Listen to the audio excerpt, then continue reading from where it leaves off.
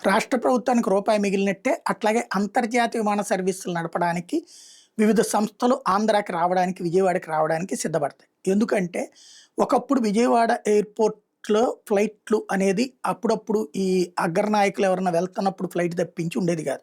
మేము ఎన్నో కవర్ చేసేవాళ్ళం. తర్వాత దక్కన్ ఎయిర్‌వేస్ వాళ్ళకి వయబిలిటీ గ్యాప్ ఫండింగ్ పెట్టారు. అంటే అటల్ బిహారీ వాజ్పేయి టైంలో విమాన సర్వీసులు ప్రారంభం కావడానికి గాను 50% టిక్కెట్లను ప్రభుత్వం కొంటుంది. మిగతా 50% వాళ్ళు అమ్ముకోవాలి. అంటే దానికి మినిమమ్ బడ్జెట్ వచ్చేసినట్టే. ఆ ఫ్లైట్స్‌కి సంబంధించి అప్పట్లో ఒకళ్ళు, ఇద్దరు ఎక్కుతుండేవాళ్ళనమాట ఫ్లైట్‌కి. దానికి మొత్తం ఇంతమంది స్టాఫా అంటే భవిష్యత్తులో దానికి అలవాటు చేయడానికి అని చెప్పుకొచ్చారు.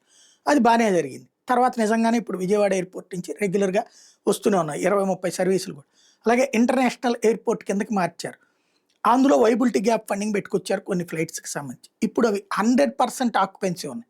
కాబట్టి ఇక అసలు ప్రభుత్వం డబ్బులు కట్టక్కర్లేదు. ఇప్పటికి వేసినటువంటి సింగపూర్‌కి గాని, షార్జాకి గాని నేరుగా సర్వీసులు 100% ఆక్యుపెన్సీతో వెళ్తున్నాయట. షార్జా, సింగపూర్‌లకు 2 అంతర్జాతీయ విమాన సర్వీసులు నడుస్తున్నాయి. మంగళ, శనివారాలు షార్జాకు 2 విమాన సర్వీసులు నడుస్తున్నాయి. మంగళ, గురు, శనివారాలు సింగపూర్‌కి నడుస్తున్నటువంటి ఇవి వైబుల్‌గా నడుస్తున్నాయి. కాబట్టి ఇక భవిష్యత్తులో దుబాయ్‌కి వెళ్ళేవాళ్ళు షార్జాకి వెళ్తున్నారు ఇప్పుడు. అక్కడ నుండి సులువుగా గమ్యానికి వెళ్తున్నారు. దుబాయ్, శ్రీలంకలకి సర్వీసులు నడపాలని ప్రయాణికులు కోరుతున్నారు. అది గనక సక్సెస్ నేను ఎన్నో సార్లు చెప్పా దుబాయ్, శ్రీలంక. ఈవెన్ తిరుపతి నుంచి కూడా దుబాయ్‌కి బాగా సక్సెస్ అవుతాయి. కడప, కర్నూల్‌లో పెట్టినా కూడా సక్సెస్ అవుతాయి.